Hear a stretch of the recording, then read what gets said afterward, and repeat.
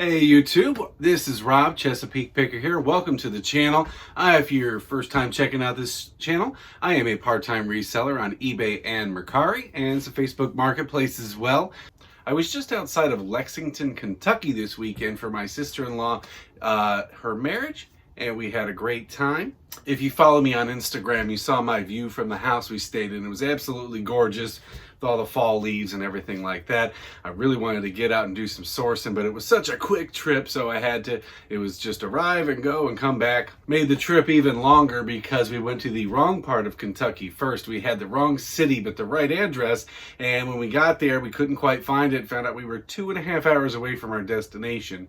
So Friday, we're supposed to get in at 7. We didn't actually arrive till almost 11 o'clock when it was all said and done. I got several things that went out over the weekend. First, I'm going to show you a few things that went out Friday morning before I left. So first thing, you guys have been watching this channel, you've seen me sell these stamp hinges.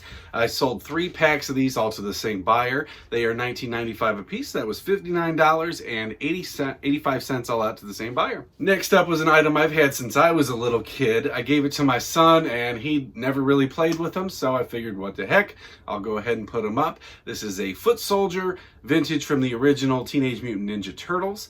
I think I have another one of these somewhere, but I haven't come across it yet. You know, not any great shape. It's not in the box. I mean, it was fine, not broken or anything, but it sold very quickly for $26 plus shipping.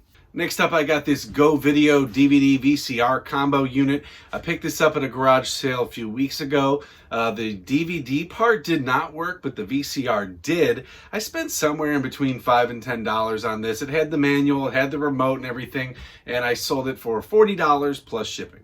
Next up, I got this accounting textbook. This was a loose leaf binder version of a book. I picked it up at a CHKD thrift store.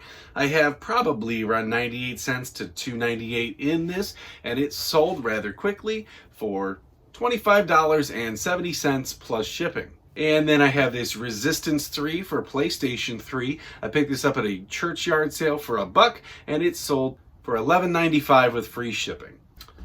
All right, here's a Mercari sale going out. I got this SpongeBob SquarePants. It's a digital underwater camera that I picked up. I got this at a thrift store. I probably got $1 to $2 into it, and it sold for $18 free shipping. It's nice and lightweight. It'll just go out in a padded envelope. Also picked up this Kodak VR film for color print discs. This is actually, it says sell before 1991 on there. So this is old, it's expired, but it's still sold for $9.99 with free shipping. I think I have around 99 cents into it. It'll cost about $2.70 to ship out in a padded envelope. Not a big money maker, but I don't mind taking those small sales.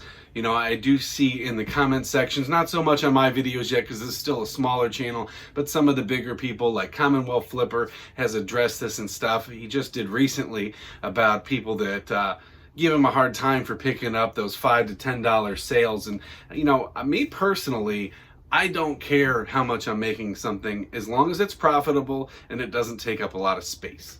Like this thing right here. I'm not going to list this big Santa thing to make $5 on it, but something like this here that's going to cost me next to nothing and I can throw in a box with 100 other things, why not? Somebody's going to pick up that profit, and if you make, you know, 10 sales like that a week that are only making you $5 profit, and you do it every week of the year, you got like another $2,600 in profit that you would not have had otherwise. So why pass that up? If you're able to find the cream of the crop and rise to the top, and you don't need to waste your time on this little stuff, more power to you. But for a lot of us out there, I have no problem picking up little things like that. They're gonna just bring in, I call my bread and butter items because they don't take a lot of time, they don't take a lot of effort. This one here was 2 pictures. I scanned a barcode. I didn't have to do any research on it, and it sold, and I had it for about a week.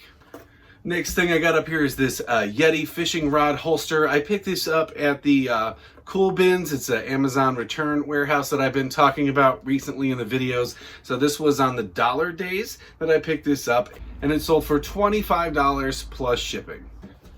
So I told you guys about this either in my last video or the one before. These are some Coleman lanterns that I picked up, and this one is with the case. Let me show you this. So here's what we got inside. The other one, I had these both up for I think $49.99 as a starting bid auction.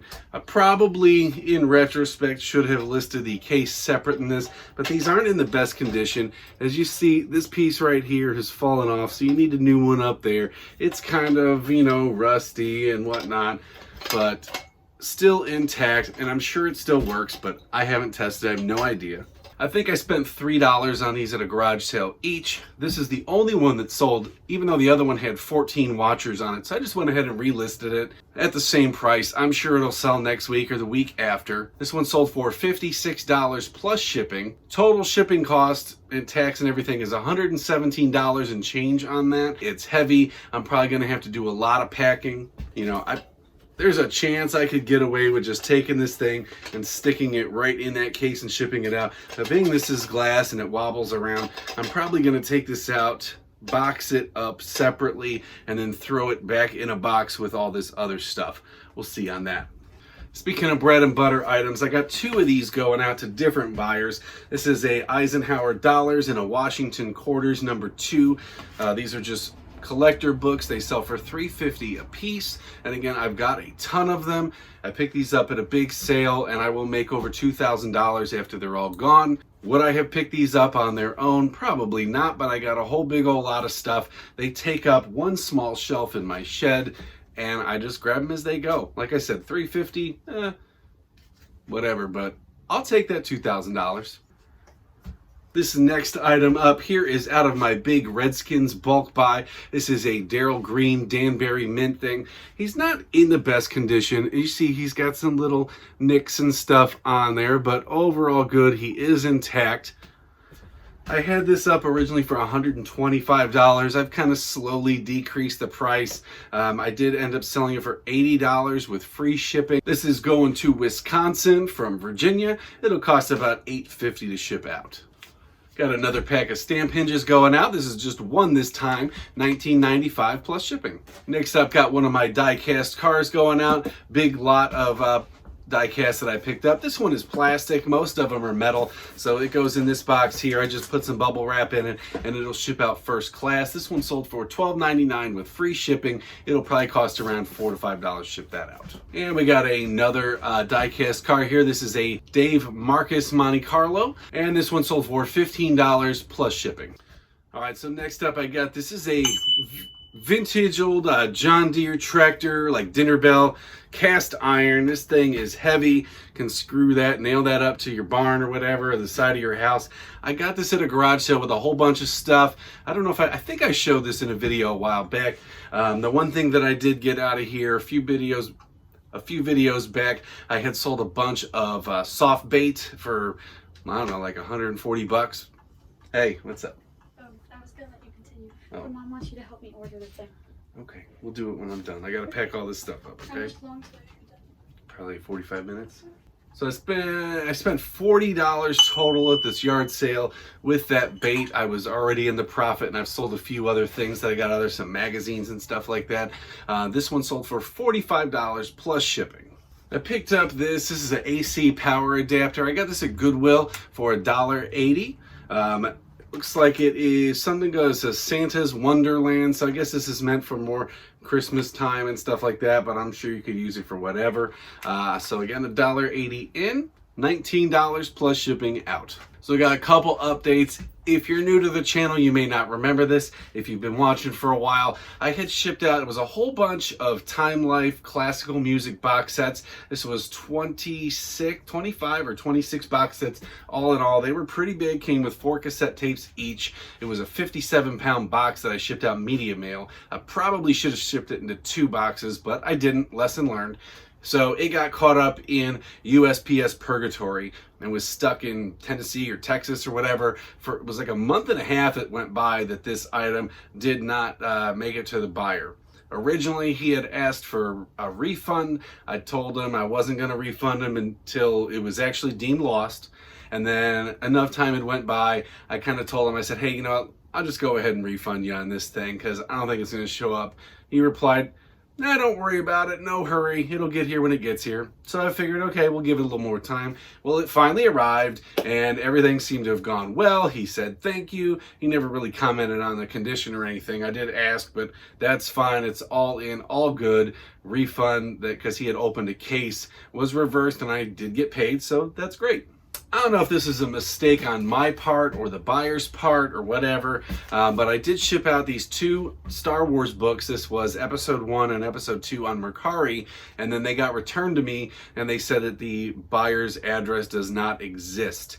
If this was eBay, I probably would just cancel this when it came back and make the buyer repurchase it because I'm not going to pay for shipping twice. But with Mercari, because I cannot import my stuff over to pirate ship when I ship that out, I have to copy and paste the address, and the address here, even though the city, state, and name match up, the street does not. So this is very likely my fault. It's going to cost like $4 and something to ship out. So I'm going to go ahead and I'm going to ship this back out to the buyer today. My fault, his fault, I don't know, but I'm going to make it right. And then I got another return coming, 2 actually. One I just went ahead and refunded. There was a Canon PowerShot that I'd shipped out, I think it was $10.99. Probably saw that in my last video. The buyer got it and they gave me a very detailed breakdown on what was wrong with this camera. They said that the screen just was white. They said that nothing would load. I just went ahead and refunded them their money. It's actually still in process because the whole eBay managed payments, stuff like that takes a little bit longer, but that is going. And a lot of times I say I won't take anything back unless I get a return. But for something like this, it's like a $10 item. And like I said, they were very detailed, so I just went ahead and sent that back. Now this item here, I think this is going to prevent me from focusing heavily on electronics on eBay because all of my returns, except for a couple things here and there, are always electronics. You get a high rate of breakage, you get a high rate of not working, you get a high rate of returns. I sold this Outlaw preamp. I talked about this, I think, in the last video. It was damaged on delivery.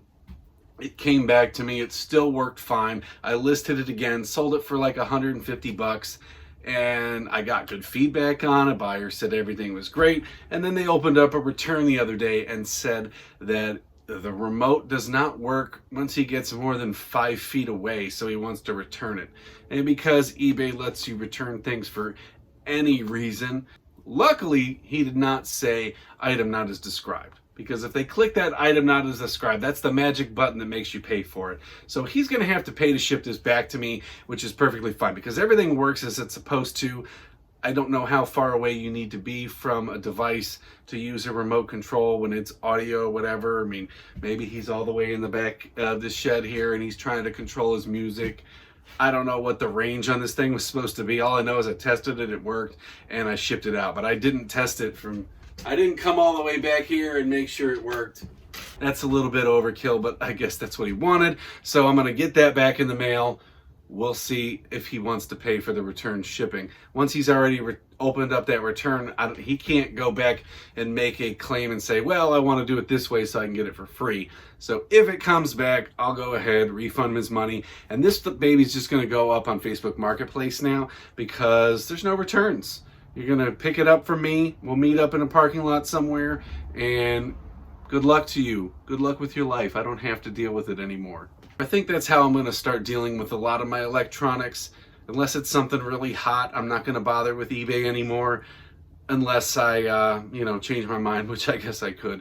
But I think I'm going to focus on just Facebook Marketplace for that kind of stuff because there's no backsies.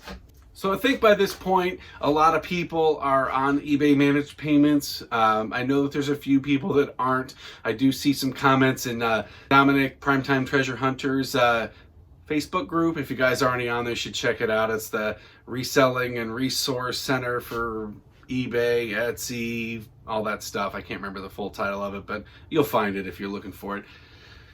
But here and there, some people pop up with questions, so I'm just going to share my experience with managed payments because I've been on it since the beginning of September. And so far, I think it's great. It's very easy to issue returns. You do it from the same area of your seller page. Like you can ship something out and then go back into the item, send a refund. It goes out very quickly. You get your money. I get mine, every couple days or whatever. I'm not sure if it's set up for every day, but I don't get it once a month. I like to see that money come in a little bit more regularly for my own personal things. Some people want it, once a month, whatever. But you do still have fees that go out. So even though it's supposed to all come out, it's not going to all come out. All of your basic stuff, your 10% this, your 2% that, all of that comes out, but you're still going to get a monthly invoice for things like your store subscription fee, any promoted listings, any FedEx, if you use FedEx to ship out, that stuff's still going to come out at the end of the month. So don't think that you can just take all that money and, run out and source or spend it or whatever you do with your money when you sell, because you are going to have to save some of that money. Because they're still going to bill you at the end of every month. But other than that, I have not had any issues. All my money goes right into my bank. I like having a more realistic figure come out than say $600-700 that they take back at the end of the month. I think that's much better. I think I paid around $150 or $200 out this last month versus that, and then that's a much more manageable fee where you don't feel like you're being raked over the coals. But as far as processing and all that, everything's been smooth. I have no issues. All right, guys, so I want to thank you for checking out the channel. Please remember, hit that like button, subscribe, leave me a question or comment down below. We'll get to it in a future video. Until then, thank you very much, and I'll see you in the next one.